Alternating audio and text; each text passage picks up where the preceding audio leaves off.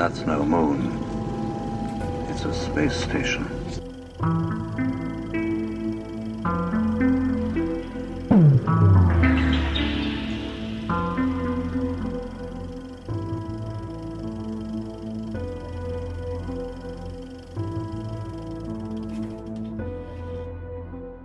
You know, it's this really weird thing when I take my notes. I'm out of a notebook space right now.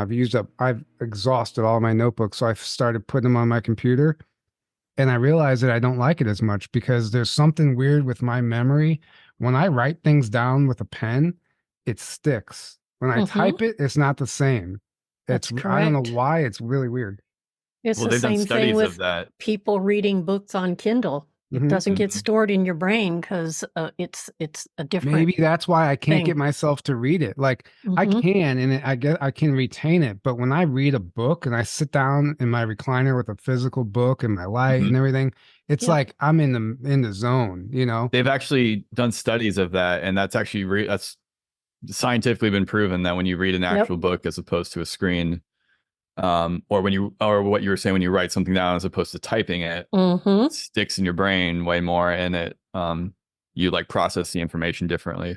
Yeah. And Mhm. and what's interesting, what was I gonna say? It's interesting because I don't I like when I read, if I'm going to read something on a screen, like the reason I want to go read a book is to get away from my phone and to get away from the Yep. computer. Yeah. Right, And right, exactly. so anyway, let's start the conversation here. All right.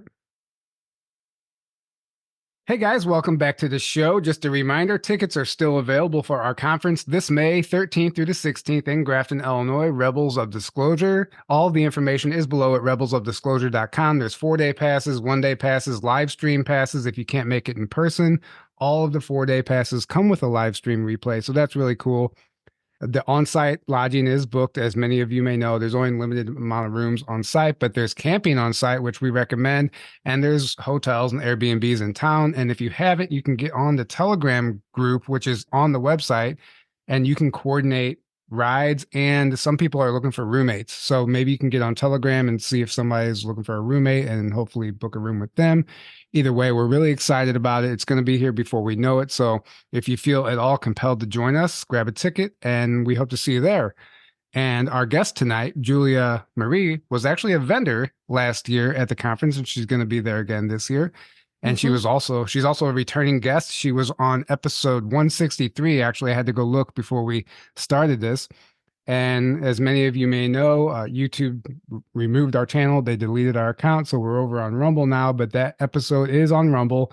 You can go back. It's episode 163. And it was a fantastic conversation. And since then, she has written a book. And we're really excited to get into that. It just came out. When was the official release date? 1/11, January 11th. Perfect. Very nice. Yeah. So About a week. Yeah. I've been reading some of it, and it's beautiful so far. And, you know, if you don't know who Julia is, she is, for one, a friend of mine. She's my go-to healer when I'm need some healing or advice. She's local, obviously, and we've developed a relationship over the past few years, but she's a spiritual guide, a medium, an energy healer, podcast host, and now author. And your book is obviously timed significantly, divinely timed, I guess you could say. And I guess we'll start with that. Why now? Why were you pushed? I know that you live your life guided by spirit, I guess you could say. And why is now the time to release this information and put this out there to the world? The primary reason is because there's my perspective only. I'm only ever sharing my perspective on things. There's a wave of awakening that's happening now that I feel like is larger than some of the other waves that have come prior to this one. And because I had such a challenging time with my own awakening, I thought maybe telling my story would give people that are having those kinds of experiences a little bit of hope and encouragement that, number one, they're not alone. Number two, they're not going crazy. So the main thing was to tell my story from the perspective of being in it while I was having the experience, and then add my hindsight from 30 years later and speak directly to the reader. So it's like I'm giving both points of view in the one book. Yeah, and there's a lot of profound Beautiful. information in there. People are just every day are waking up and getting into this information, and they'll be drawn to whatever book or podcast, social, whatever it is that they're drawn to. And so it's a great entry level, but it's also super advanced at the same time.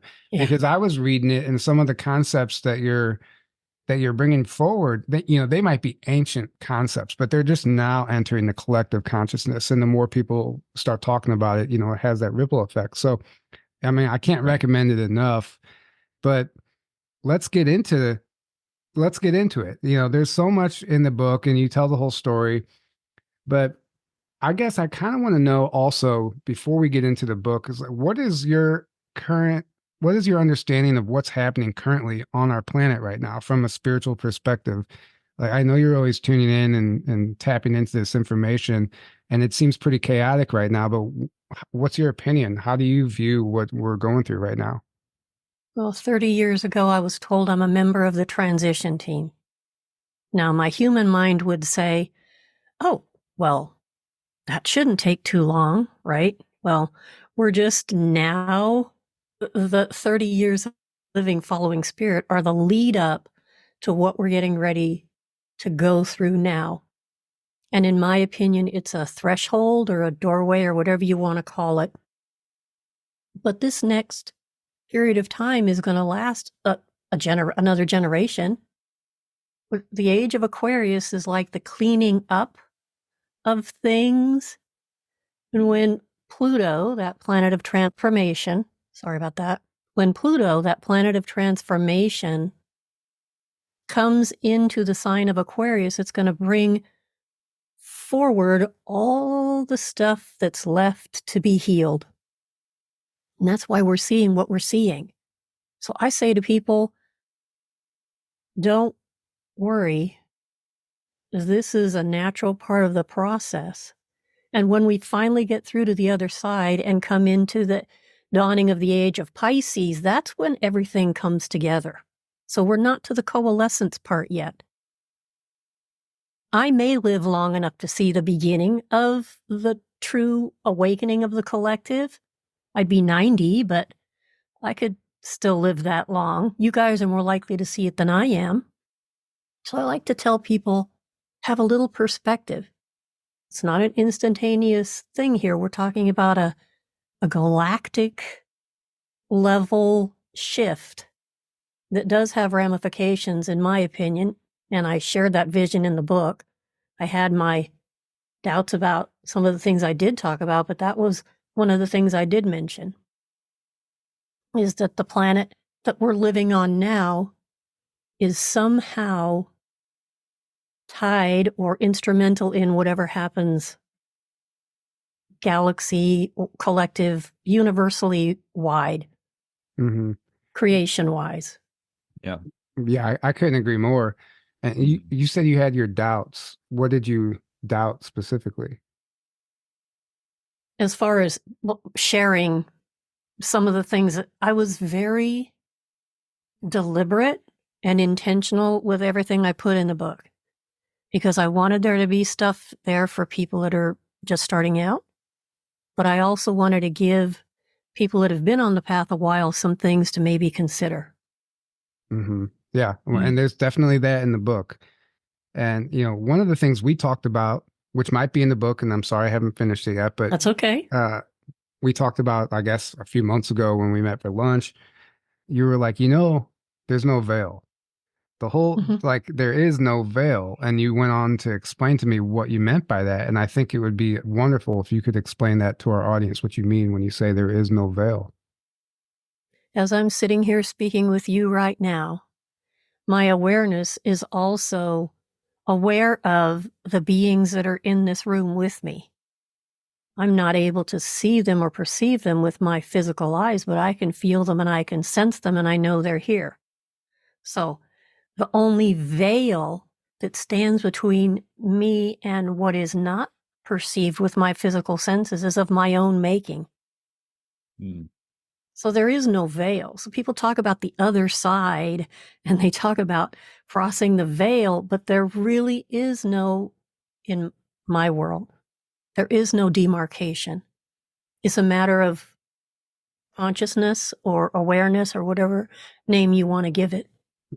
And sometimes people are in an area where they say the veil is thin here, or the veil is thin on Halloween. You know, that we hear this terminology used, but maybe it's not the veil is thin. It's that people in those locations, their frequency, they might be resonating at a higher frequency to perceive those things.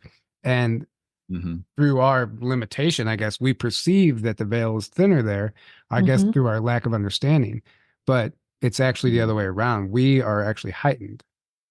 Yes. So it's a frequency. It's everything boils down to vibration and frequency, and where does your instrument resonate harmoniously with those other frequencies. Mm-hmm.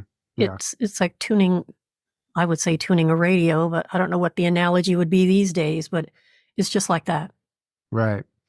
Yeah, I think it's good to have these conversations and introduce new perspectives, because it might help somebody break free from something. You know, if they think there's this veil that they can't penetrate, it makes it more difficult for somebody to potentially communicate with somebody who they're trying to reach. So if you can change, you can look through a new lens, it might make things a little easier. I'm like, oh, it's not actually anything that's there. It's just everything, it's all within me, and I can change that consciously now. Well, exactly, because the answers aren't out there. They're inside. Right.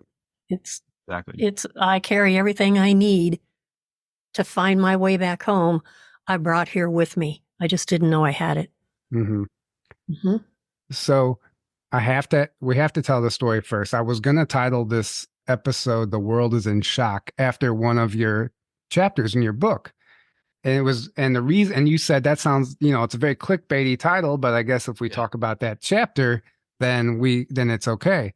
And I'm thinking, well, it is clickbaity, because when I opened up your book, I read the introduction, and you said the book is laid out to where you can go to any chapter and read it individually, but it helps to read it in chronological order. So I was like, well, I'm going to take that advice and just go straight to the one. I went to the clickbait chapter, and it was amazing. And I have to ask you to tell that story about the whole Mount Shasta experience. I mean, if you can somehow verbally tell us that whole chapter and that entire story, I think it's actually really profound. And there's some things in there that I would like to expand on as well. Sure. Well, that experience is actually 2 chapters: Wake Up World and The World is in Shock. Those 2 chapters are actually all about 9/11. In the Wake Up World chapter, the primary message here is I followed my guidance, not knowing beforehand why I was having to do the things I was doing, only I knew that I needed to. And by this point on my journey, I had learned to understand that if I followed, I'd be where I needed to be when I needed to be there. Okay, so I'm living in the Black Hills of South Dakota, and it was in January. So it was in January of the year prior to, that was 2000, September 11th was 2001, correct? Yeah. Okay, so it would have been January of 2001. And I had this calling to go to Hawaii. So I went to Hawaii. I did some land work there and some very interesting things that I don't want to take too much time here with that. Came back to the Black Hills of South Dakota. Now, for anybody who's familiar, the Black Hills of South Dakota is known in the Lakota tradition as the heart of all that is. And if you look at it from a satellite view, it looks like it's roughly the shape of a human heart. So I traveled from there to Hawaii, did some things, came back, and then all of a sudden I started having this feeling of dread. Dread. That's all I could say. It was almost like a disturbance in the force. And I got this urge to go to the West Coast. So at this point in time, I'm using the internet as a way for Spirit to guide me. I found a conference that was on the West Coast at Mount Shasta, and that felt right to me. Even though I wasn't into angels or anything like that, I thought, okay, I'll just go there. And I had told Spirit, I need to have help this time because I'm feeling like whatever it is you're going to ask me to do, it's going to be too big for my individual physical body to do myself. So conference seemed like the right way to maybe get energy that could help me do whatever I needed to do. So I also had the thought, well, let me go visit my friend. I haven't seen her in a lot of years. Let me go visit her first. So here I get this, long story short, I get a complicated travel itinerary from Spirit to take me from the Black Hills to Tacoma, Washington, the week before I was going to go down to the conference. So I flew from the Black Hills to Tacoma, rented a car, and drove from Tacoma to Mount Shasta. So the morning I'm packing up my stuff to drive to the conference is when the planes hit the Twin Towers. So I didn't know it at the time. I didn't know anything about what happened until a week later when I was done with the conference. Everything was grounded. But I had a rental car.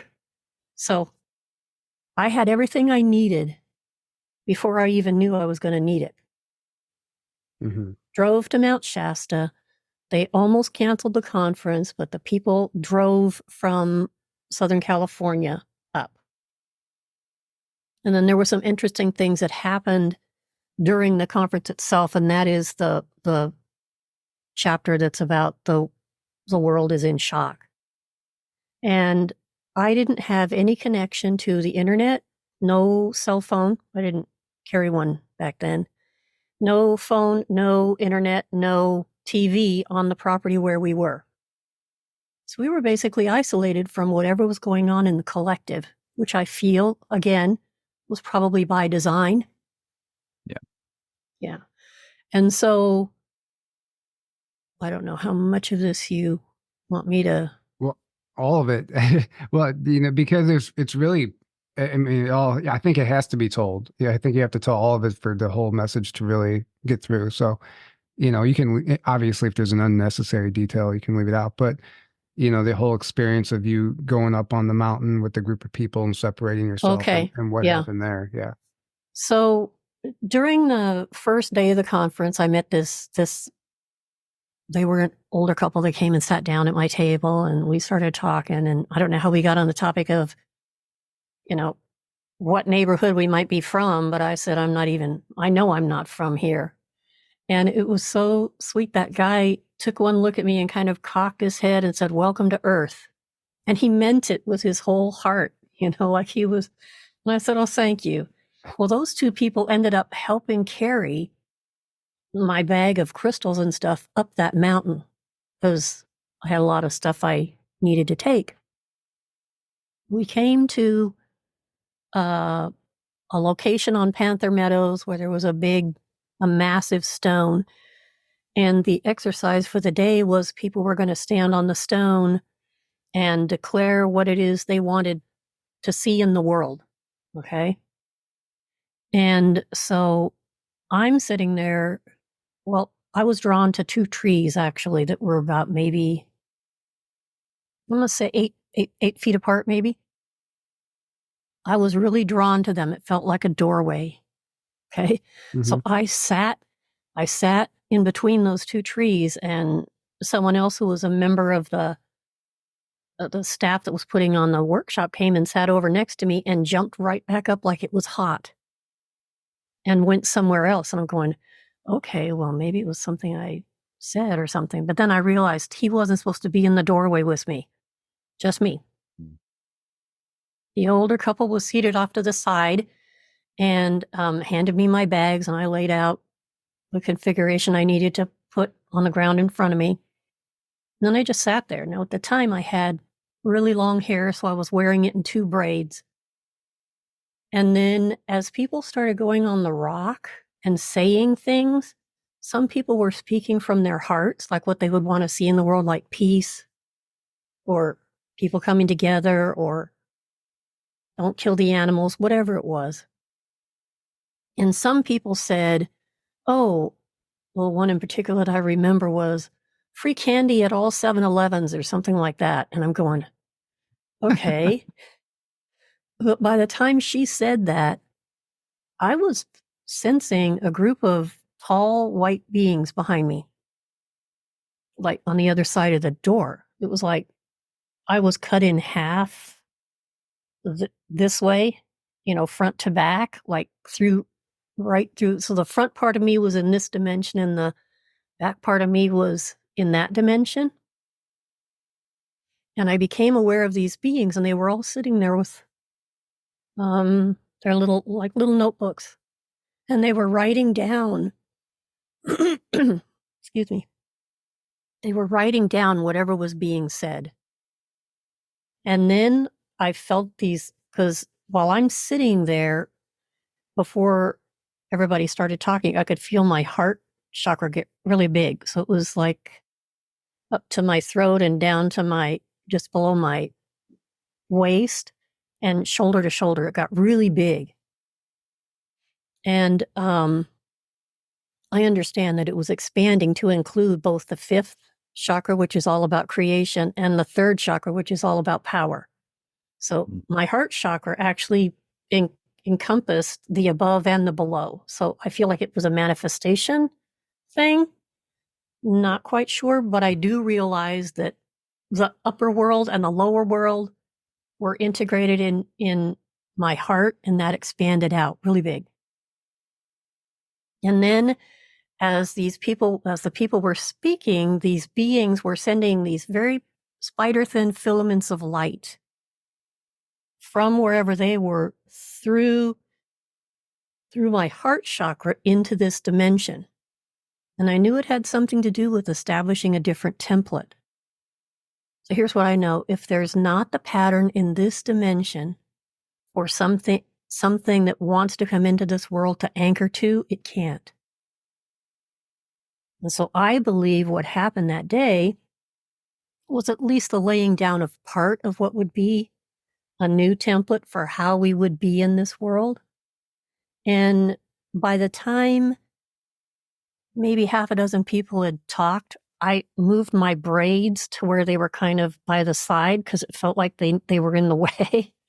So I moved them over to the side, and it was just like this weird sensation of heat. Being in an altered state, I felt like I was in trance. Like if this had been an exercise everyone was supposed to participate in, I wouldn't have been able to get up. So I'm glad he said just whoever wants to talk. Right. If it was something nonsensical, the beings on the other side translated it into something that would be the higher expression of that. For example, I want candy and all the 7-Eleven, free candy and all the 7-Elevens. They turned it into sweetness in life. Experience sweetness in life. May all beings experience sweetness in their life. And so that's what came through into this realm. And so by the time it was complete, I was pretty much not able to function too well. So it was nice to have people that helped me pack up my stuff and carry it back down the mountain. After this happened, I did ask why this whole thing happened with, the Twin Towers and all of that. And they showed me the planet Earth with, I can only say like an egg. It wasn't a perfect sphere. It was like an egg around it. That was I want to say it was solidified mass consciousness. Misdirected thought forms, maybe? I don't know. But when those brilliant lights gathered their energy together and shot off this planet in one instant moment, what I saw in my vision was a fist. And it came rocketing off the planet and punched a hole in this egg, which made a crack, which then allowed energy to come in from the higher dimensions undistorted. And if you take a look at what kind of started happening, didn't we experience an acceleration right around that time? Mm-hmm. Yeah. So Yeah. you refer to it in the book as penetrating the egg of limitation, which is a good way to look at it. So you're saying that all the souls that transitioned the morning of 9/11, they punched through, like basically they've gathered and formed this light that you saw as a fist that punched through this egg and created this crack. So ultimately it kind of backfired. Like like they were trying, obviously it was supposed to be some attack, right? And to further their agenda for control bringing the and New World enslavement. Order and all that. But it had the opposite effect. It actually something they couldn't expect, and it created this hole that allowed new light to penetrate in and basically kickstart an awakening, if I'm understanding this correctly. And the other thing is, what also happened, pretty much every soul on this planet united. So it was the first time we had a truly global experience of what collective consciousness is, oneness. Yeah. So it also laid down that template, which is not something that was here in that way prior to. And all of this is just my own understanding. Yeah. But I didn't say a lot about it because out of wanting to be sensitive, but it's been almost a generation. So if it helps somebody somewhere. Well, it ushered in unity consciousness for one. And the reason I wanted you to tell the story is because I think right now the world is still in shock, and I think similar things are happening. You can even say that COVID was another event similar to that, and I think that hole and those cracks are becoming more and more Well, light for me, is coming. COVID was about asking people to be quiet. Oh yeah, slow down, be quiet. Slow down, be quiet. Quit rushing everywhere. You're out of sync with yourself. Right. Quit running constantly. Yes, exactly. Be still. Right. And that's what happened. And maybe that's why, like, people get angry sometimes when I say I experienced COVID as more of a beautiful moment in my personal life. I sensed the calmness. I was observing the wildlife that was creeping out into the cities, and there was no cars on the road, and the chemtrails were gone, and you could the frequency, that hum that's always there, had silenced, and I'm like, I felt better. I was like, I had all this energy. And I understood that, there was a lot of hardships and people were losing their businesses and their jobs, but maybe they were just being redirected because they were on the wrong path. And maybe it helps everyone reevaluate and spend more time with family, and relationships either failed or excelled because of it. Like, it was definitely a catalyst.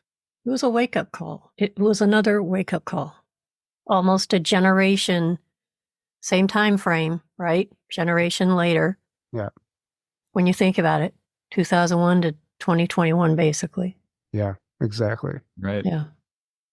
So right at the beginning of the book, you said that you somehow discovered that how to open your soul's memory stick and retrieve the data that you had stored there, which I found very interesting. And you didn't expand on it too much in the chapter. And I would just love for you to expand on that and explain to me and our audience what you meant by that. Because I think it's interesting to look at it like we have some sort of memory stick stored with data that we can access. And you can call it the Akashic Records, I'm sure, but I would love to hear your thoughts on that. Well, all of our files that we need for this incarnation are carried in our physical body. Everything you need is stored in the vehicle that your soul created prior to this incarnation. So it pulled whatever it needed from the records, my understanding, and put it in the body.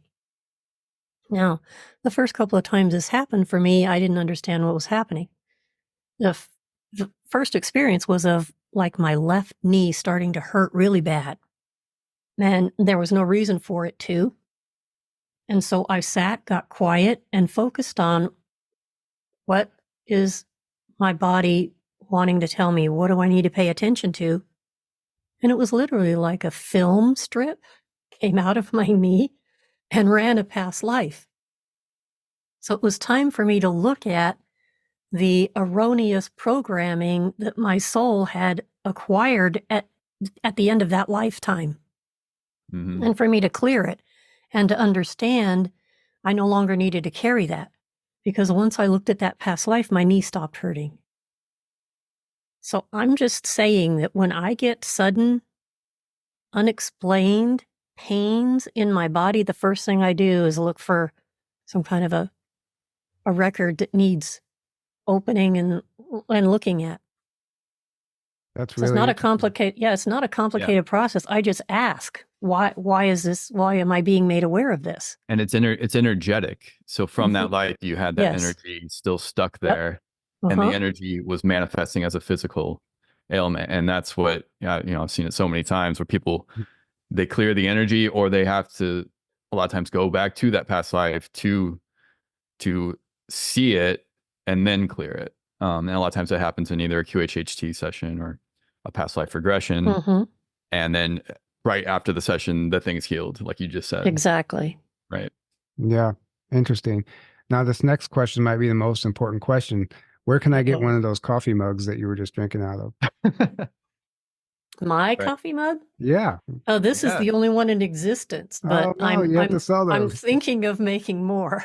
Yeah. Well, you should bring them to the conference. Yeah. I just might. Yeah. I just might do that. That would be really cool. I'll buy the first one. Thanks for the suggestion. I'll maybe have at least a dozen. Yeah. It's, it's fun. It's kind of like, stickers that people sell stickers and all kinds of stuff, but the coffee mug are the things that I still hang on to. Every time I get a coffee, I use them. And so anyway, back to the conversation. You also mentioned something about, you realize early on that your guides were more of companions than guides. And we might have covered this in the first episode, but I think we should cover it again because it's important to understand. If you look at them as a guide, you're looking at them as something above you. And you realize they're more of a companion. And I'll let you expand on that before I ask the follow-up question, because I think it's important to understand that. All right. So when I first became aware of my first guide, the response that I got from that being was, don't call us guides, because your human mind has a tendency to want to put things in a hierarchy as opposed to function in an equal kind of a way. So we are not your guides. We are your companions. As souls, we all gathered before this incarnation and decided if there was something from my Julia's soul's experience that those beings could also benefit from by being part of the team on the other side. So they let me know, we do not know more than you necessarily. You're the one on the ground having the experience, but we are here to learn and grow together to fulfill the goal of everybody going home. So they have just given me a model where we're kind of equal. I'm here, they're there. So we have conversations, I guess, would be the way I would put it. But I don't give my power to my guides. Yeah. And that's important. Yeah. That's important because I think some people live through their guides, or I don't think people ultimately, I think they give their power away, like you said. And to other beings outside of them. Right. Exactly. And they let those guides make all their decisions for them without filtering it first. And I think that now you have to start questioning things then at that point. Like, is there an ulterior motive here? And, who are these guides really? There's a whole conversation that could be had there, but it's important. If you constantly are just maintaining the stance of not giving your power away, then nothing can control you. Well, here's what I like to say to people. The one thing that is yours and yours alone is your connection to spirit, or whatever you want to call it, your soul, whatever. That cannot be taken from you, but you can freely give it away. Yeah. Yeah, exactly. Well said. Well said. Mic drop. You have the free will to give it away, but it can't be taken from you. That's right. Only you can give that away, and you can call it connection or power or whatever you want to call it. Yeah. So what am I doing if I'm letting my guides run the show for me? I'm abrogating my responsibility as an incarnated soul. Mhm. That's what I'm doing. Exactly. Yeah. Exactly. I love that. Mm-hmm. And you kind of briefly touched on this, but in the book specifically, you said the companions who could also benefit from participating in this lesson agree to join Mm-hmm. me on my journey into this incarnation. So they're also here to learn a lesson with you. Exactly. And they understand, like, no, they're not done awakening yet either. No. And for them, their connection with you is ultimately just the next step in ultimately understanding that lesson, right? And so they can learn and grow in whatever way they need to. But we all have a common goal, and that is evolution of our soul, expansion of our awareness, and going home, for lack of a better way to put it. Yeah. Yeah, interesting. And something I know we covered in the first episode, but you know, a lot of people, we're on a new platform now. We have a much larger audience, and a lot of people might not have seen that. So I'd like to cover it again: is why you were guided to start doing all of your work at night instead of during the day, as far as spiritually and connecting. And I think it's actually profound, and it makes a lot of sense. Well, that is the first thing that happened to me. Was all of a sudden I found my regular routine turned upside down. I was sleeping during the day while my daughter was at school, and I was awake all night. And this went on for probably a couple of months. And then I finally asked the question, why can't you just like show up during the day? And they basically told me, well, your vibration isn't where it needs to be in order for us to be able to make a good connection with you. It's easier at night when the humans that are in your neighborhood basically are sleeping. So they're out of their body. So there's less static. So the signal is more clear at night. Now, eventually, if you practice and maintain the connection, you're fine whether it's night or day. But if you find yourself, to anyone out there who might find themselves all of a sudden not sleeping at night, it could be because somebody wants to make a connection, and the best way for them to do that is at night while everybody else in your neighborhood is sleeping. Yeah, everything's quieter. I mean, Mm-hmm. it's such a common sense thing Yep. if we stop and think about it, but it's something it doesn't really occur to you because we're programmed to just, I'm supposed to sleep at night. I'm supposed to be sleeping, you know? Mm-hmm. You know, something I just thought of is, you know how like your creative ideas come a lot of times at night when everything's peaceful and quiet and Yes. most people are asleep, like at midnight, 2 in the Exactly. morning, whatever, 3 in the morning. Well, that's probably why, because you don't Yes. have, like you said, all the static going on. Yep. It's quieter. It's your vibration maybe is higher. It's able to flow to you and through you way easier than during the day. Mm-hmm. Yeah, absolutely. And meditating and connecting with your guides and connecting with, you know, other beings is probably way easier, I would say, at night, just in general too. Mm-hmm. Yeah, in the beginning, in particular, I would say it's easier to do it at night than trying to make that connection during the day. Mm-hmm. Yeah. Yeah. So what kind of stuff do you do daily that to keep you, I mean, this has been a long journey for you, right? And you even moved locations because you were, you know, guided to do some work and whatever, for whatever reason, energetically, wherever you were guided to. And, you know, so this is a constant, you're on a mission, right? I know you are. I can see it in your soul. Like you are just here to get this work done. So what does your daily life look like? If you don't mind me asking, as far as like, what are you doing every day to assist right now with the collective and the shifting times? I'm doing things like this because, frankly, I wasn't even on the internet at all until just prior to COVID. I did everything in person. I was flying under the radar. I was keeping a low profile because I didn't want to do it any other way, but it's gotten to the point where, you know, bodies wear out. I've learned a lot.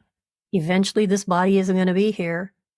I need to leave behind what I've learned so that it may be of value to somebody else. So I have put in my request, 1, maybe 2 more moves, and then can I just like be somewhere? Can I just be somewhere and not have to pack everything up?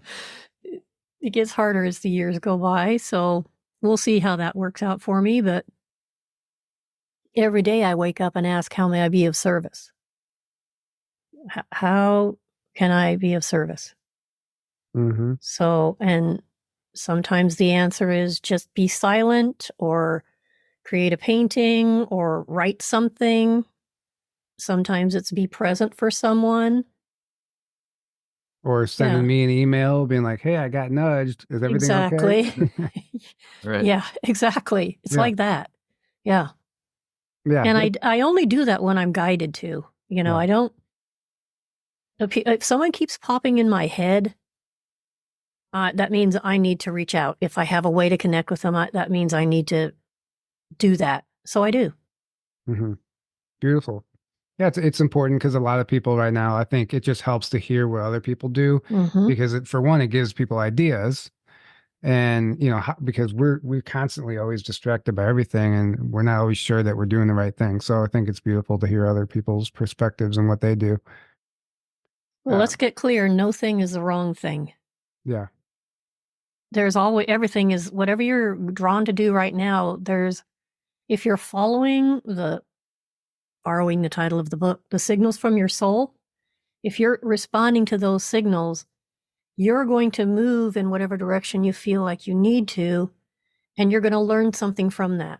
You're either going to learn how that signal does feel when it's actually coming from your soul, or, oh, maybe that wasn't my soul signal.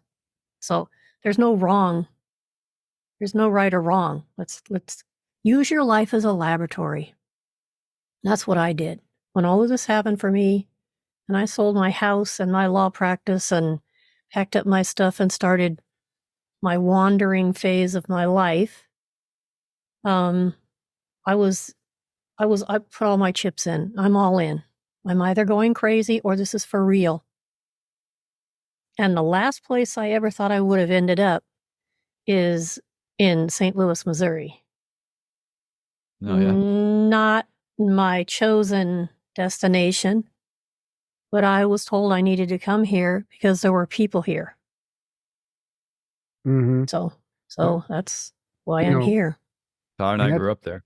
Yeah, we're still here, and suburb. it's really interesting. I love that you say use your life as a laboratory. Like you're constantly, it's like a research project. Exactly. And like constantly asking questions and why am I feeling this way? And I mean, that's how we become self-aware and how we actually can navigate through these times in a healthy manner, in my opinion. Well, and if you look at it from the standpoint of let me gather these data points. So I get a hit, I'm going to write it down in my book, and then I'm going to see how it plays out. And eventually I'm going to understand how it feels in my body to receive clear guidance or a clear signal. So there's no right or wrong. There's observation and recording. So treat it like it's an experiment, and you're not focused on being right.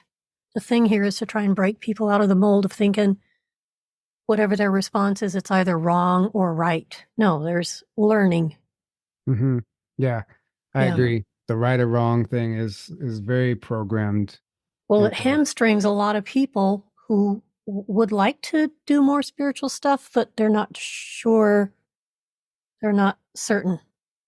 So if you approach it with curiosity and the innocence of a child, or however you want to look at it, then that takes a lot of that charge off of there. Mm-hmm. And just the trust that you're going to be guided in the right direction, and take as much fear out of it as possible. I think obviously the fear is what keeps us from, and there's, understandably, there's things to be, it's scary sometimes making that leap and making that move and do that big decision. But, sometimes they say the scariest things are the right thing too. So, and, it's a whole interesting thing, fear and being scared and all that stuff. So, well, as well as I do, fear squeezes down your vibration and lowers your receptivity. Yeah. So the last place you want to be is in a place of fear. Right. Yeah, it's going to false evidence lead to exactly, and you're not going to have the results you're looking for. So, and now you know why the powers that were, as I like to say now, are do everything they can to keep the population in fear constantly, Well, because that what you exactly. just said, and now you can be controlled and manipulated like that, and you're completely cut off from anything higher, your higher self, from spirit. You're locked in the lower three chakras. You're unhealed. Mm-hmm. You're when you're in fear, you'll just do anything you're told because you're afraid, because you think you have to. You think Right. that's going to save you. And Well, that's and you, survival Right. level You're thinking. So, you're stuck in survival, Mhm. right? You're stuck in survival. You're not really living. You're just surviving, and right? and you miss out on opportunities that are trying to present themselves to you, Right. and so because you're so blinded, you have blinders on, and then there's always opportunities if you're looking. Mm-hmm. And I think just paying attention and being open to that. Like sometimes you might go somewhere, you don't even know why you're led there, but Mhm. an opportunity is going to present itself, but it's only going to present itself if you're paying attention and looking for that. It could present itself, but you just, drive right past it otherwise. Is that kind of like when you go, like when you were guided to Shasta, is that kind of like how you understand it? Like you're led and you trust that, it'll show up for you? I always only ever ask 2 questions. What do I need to do next? And what do I need to know? So if I get a sense that what I need to do next is I'm in the middle of vacuuming my floor and I feel like, oh, I'm going to go to the grocery store later, but I need to go now, I'm going to quit vacuuming the floor. I'm going to put on my clothes. I'm going to get in the car and I'm going to go, because there's a timing element to what I need to do next. Okay, so it's putting aside the ego that thinks it has everything organized. And you can learn to dance with your ego in a way that it will work, but it's going to be resistant in the very beginning. So just understand that. So, what do I need to do next? Because here's what I know. If I can follow to the best of my ability what I feel I need to do next, I'm going to be where I need to be when I need to be there. And if I'm to have understanding as to why I was put there, most of the time the understanding comes after. I didn't know why I had to go to Mount Shasta until the morning of September 11th. I didn't know why I needed to be there until then. And then it it really overwhelmed me with the magnitude of what I was being asked to do. But if they'd have told me you got to be in a certain location at a certain time because of something important to do, my human mind would have made a mess out of it. So I just ask, what do I need to do next? Because then all I got to worry about is my part in that moment. That's actually so key. I'm glad you said that. So, Mhm. had you understood why you were supposed to go to Mount Shasta, you could have foiled the plan, essentially. Exactly. Your ego would have messed it up, right? Exactly. That's exactly right.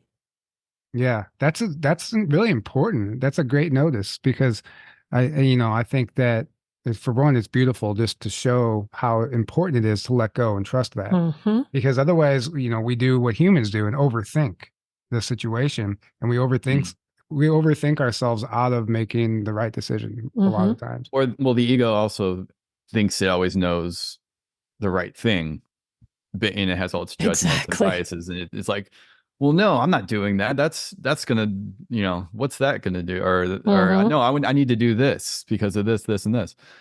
But the ego was like Dolores Cannon called Mr. Stupid. It's like it thinks it knows everything, but it really knows nothing. So when you're Or we disconnected, want to know why. right? Or we want to know. Yep. We want to know why, and you're not going to know until, like you said, until you just follow that guidance, and then you'll know. It'll be abundantly clear.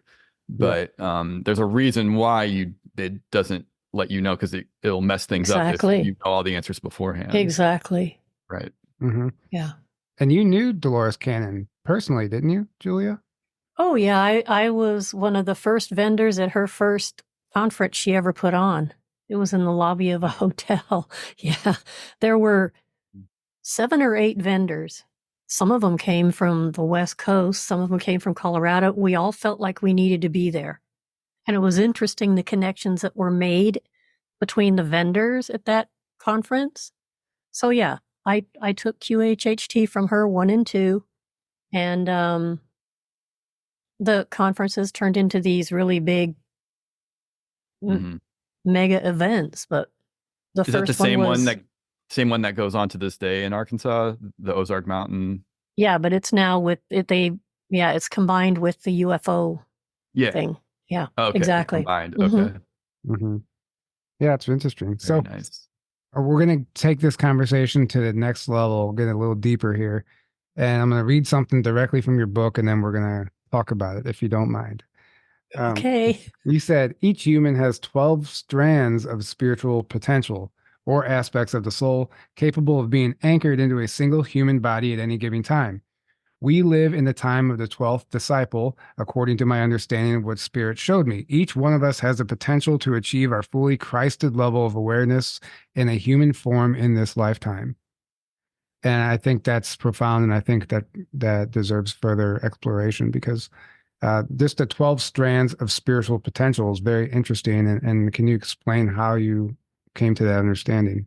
Well, as above, so below. We have 12 major meridians, right?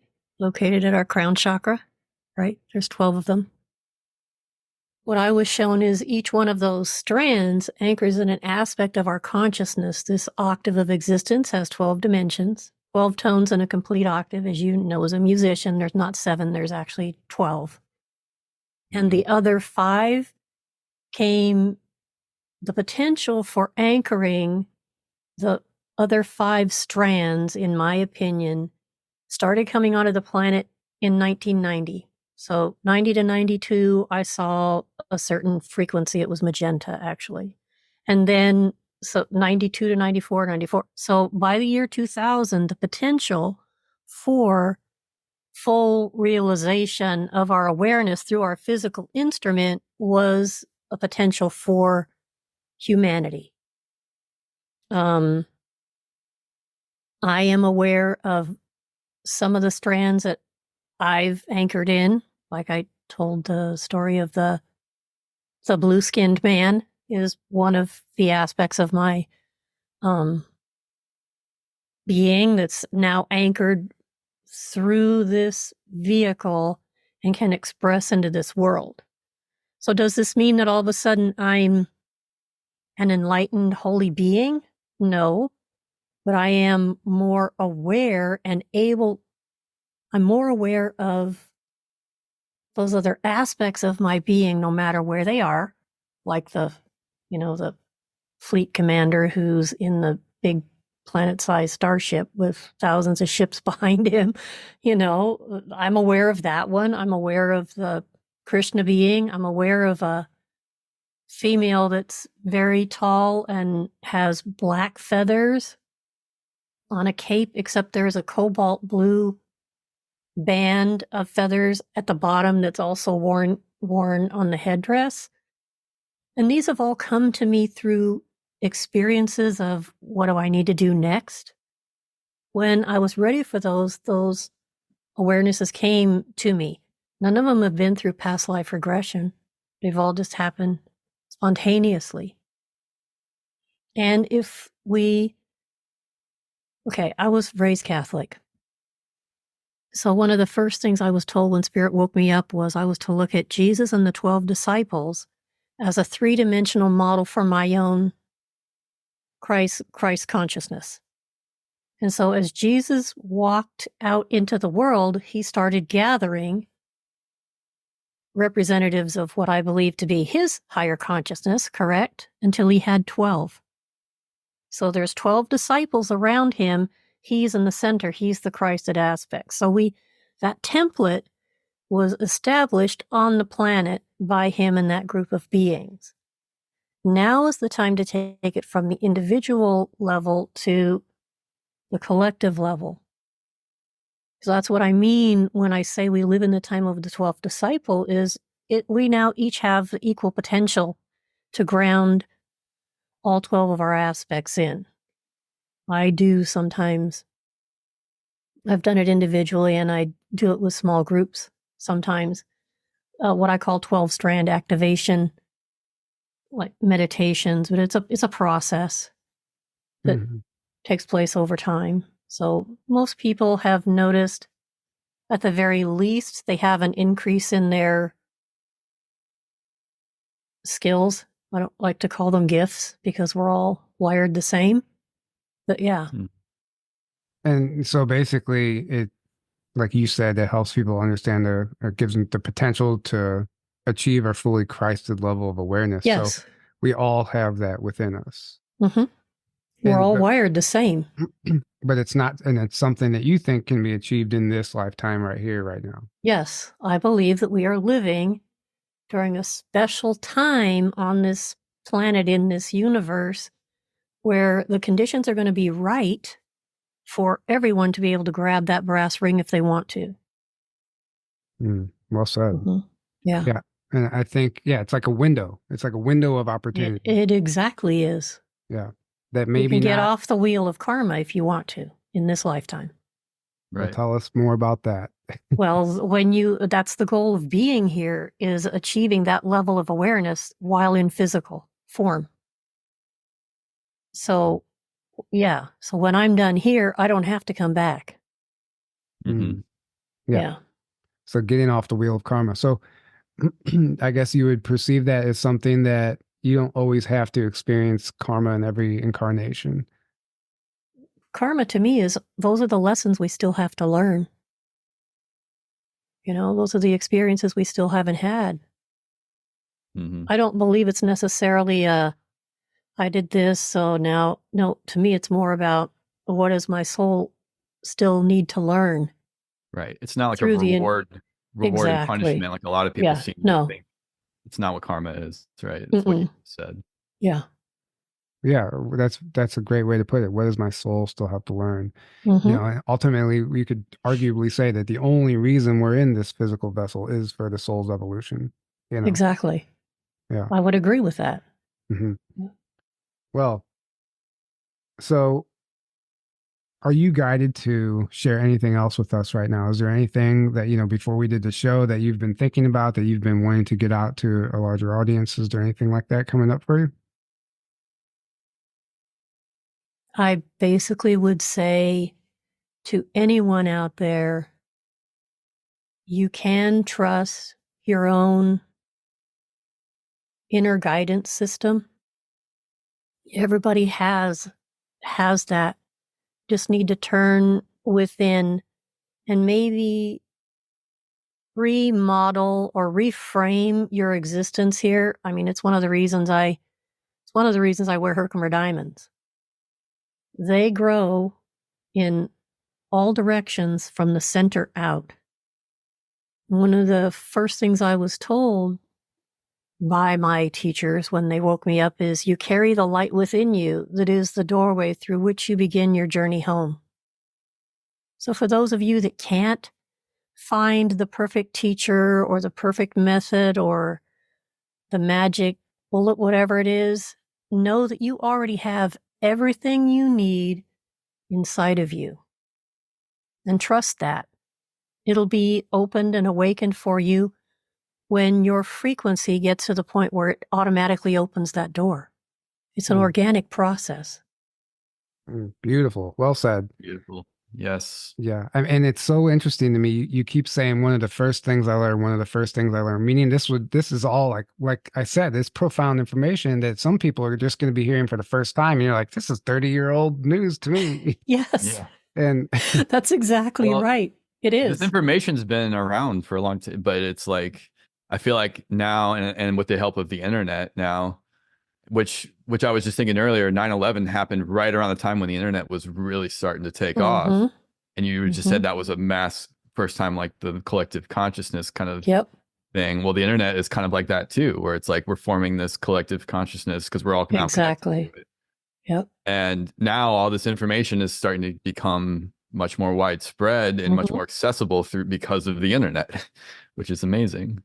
It's a tool, they're trying to use it against us, but it's actually being used for humanity, right. And it's a matter of your free will of how you're gonna tap into it, It's like I like to say the truth, whatever that means. The truth is energy, and it's an energy flow. Everything has to flow, and like any obstruction, like the internet or anything they try to do to weaponize this information and stop the truth, it might be, it's just an obstruction. That's all it is. And life finds a way.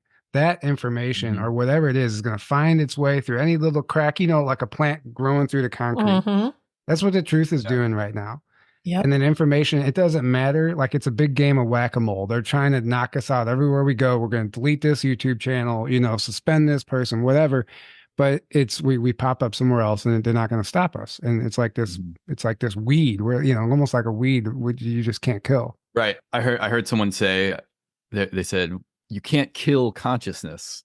So no matter what, right. So they can kill off people. They can delete channels and do all the censorship and propaganda and all the stuff we're seeing, but you can't kill consciousness. So it doesn't matter. Like you said, it's like you're playing whack-a-mole. They're playing whack-a-mole, and it's just going to keep, and it's going to also have the backfire effect, which we're also seeing. The harder they push, the more people wake up, and the more it backfires on them, and the more our consciousness grows, and the more we take our power back. And then it's just speeding up the awakening, in my opinion, the more that the dark tries to squash it or derail or, Yeah, so we should be grateful.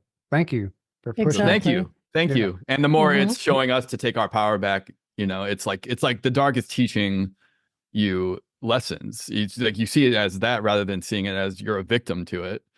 Well, you have the power. No, it's like it's teaching you to take your power back, and it's teaching you things, and it's actually helping you. So it's like a blessing in disguise. Yeah. Well, I always say when I find myself in a challenging situation or something that's not going the way I think, the first thing I do is ask, what's the lesson? Because if I can get the lesson, then I don't have to have the experience. Right. You don't have to keep having the experience. That's right. Right. Exactly. And that's like karma, like you said. That's what karma is. Like you're going to keep having those same experiences till you get it, till you get the lesson it's trying to teach you, and then you have to keep having that. Do I really have to learn this one the hard way? Can you just right? No, you can ask for ease and grace. Yeah. Yeah, it's important to know, because some people think that like they play the victim to like we said earlier, they play the victim to their own situation sometimes and their lessons. And some people say like, oh, everyone has demons and blah, blah. Like they attach themselves like, oh, that's just my inner demon that came out. Like it's stuck with them forever. And it's like, no, like there's you have to change your perspective here. You can get right on out of that, but your own thoughts and beliefs are your ball and chain. You're holding you back, Exactly. So I have to ask you, you briefly mentioned it. You said you briefly mentioned being a commander of Starfleet on a massive planet-sized mothership with thousands of ships behind it. Can you expand on that at all? And have you had current experiences with this version of yourself? The current experiences, there were times when in the very beginning, 1989, 1990, where I made regular visits up through the floor of what I know to be a large ship. Always there were two people waiting for me, Jesus and Ashtar. And they would escort me down this long circular hallway, little over a quarter way around the vessel, and we'd go into this small room where there were all these screens, and I would give them an update on actually what was really going on the planet. So I know I did regular briefings. I probably still do, but I don't have the conscious memory of it. But I am always aware of that part of myself, because that's the aspect of me that I believe came here from somewhere else on some level and brought a cargo of, I would say, would be souls and keys and codes and that kind of stuff for deployment here. And you have a background in the military as well. So I wonder if there's some sort of connection there, and probably maybe because I went in the Air Force, so flight again. Right. Yeah, it was like part of your soul connecting to that part of yourself, right? Yeah. And so you had to have the physical experience of being in the military and doing debriefs and whatever it is.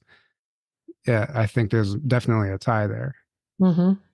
I would agree, because it's kind of like an echo, a really stepped down version of that. Yeah, that's a very good insight I just had. So we would have those experiences in order to set up a resonating field that would actually open the connection to that part of our being.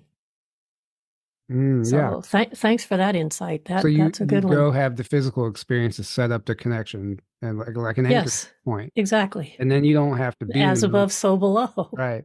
And then you don't have to stay in the military. You I have didn't. that connection was made. That's right. Now you can go. Yeah. Very interesting. Mm-hmm.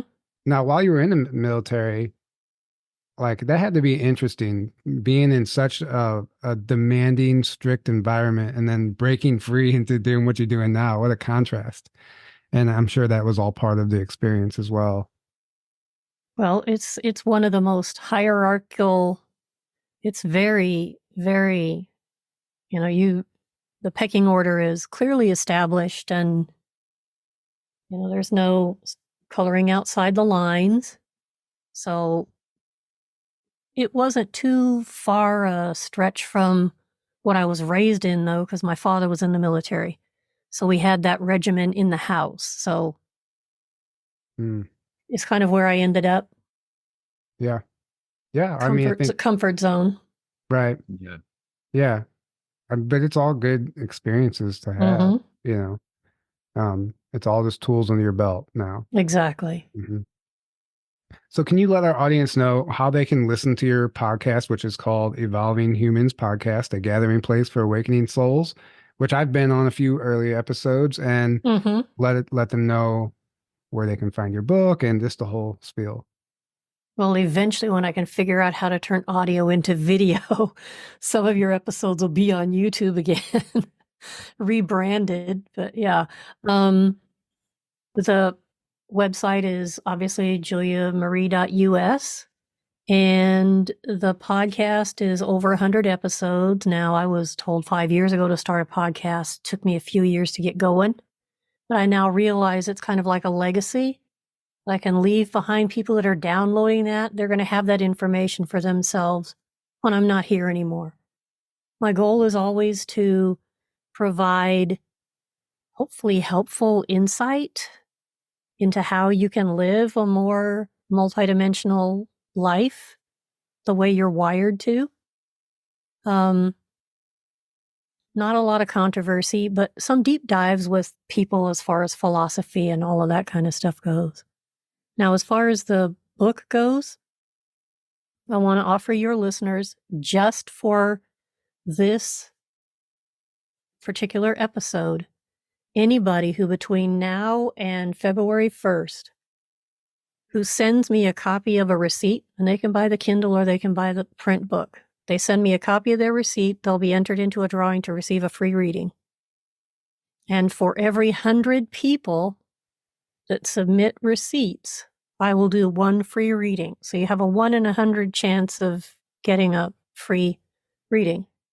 And I'm not going to toot my own horn, but I'm pretty good at what I do. She is. So, yeah, I teach classes. Classes are coming back. So in the spring here, anybody who's interested in learning how to work with their wiring, happy to help guide them. Yeah. So all of that is all under your website, juliamarie.us. Yep. But the podcast can be found on Apple Podcast and other They places. can find it on Apple and Spotify. It's the Buzzsprout is I can shoot you the link where they can click directly on it to get them if you want me to, and you can put it in the show notes. Yeah, I'll just put your website there and it can all be funneled through that. And the book is on Amazon. Yes. So, but it's also available on your website too. Just sends you the nope. Right now it's only on Amazon, but all they got to do is type in Signals to My, and usually the whole title comes up right away. So it's popular right now, so it's easy to find. Yeah. That's great. And if you guys read the book, the best thing we can do to help any authors right now who are self-publishing is to leave a review. The reviews help. The reviews help tremendously. And obviously, we're not telling you to leave a review. If you feel called to, and just putting that reminder out there, that really does help. And we've interviewed enough authors now for me to really understand how that impacts the sale of the book, and just having buying books, if you've never read a book, like reading the reviews on a book is one of the first things people do. Mm-hmm. Obviously, it's just like, going to a restaurant or whatever. It's actually more utilized than you realize. So, if you can leave a good review for her, then I recommend doing that. And, thank you so much again for joining us today, Julia. This has been fantastic, as I expected. And are there any final words that you would like to leave us with?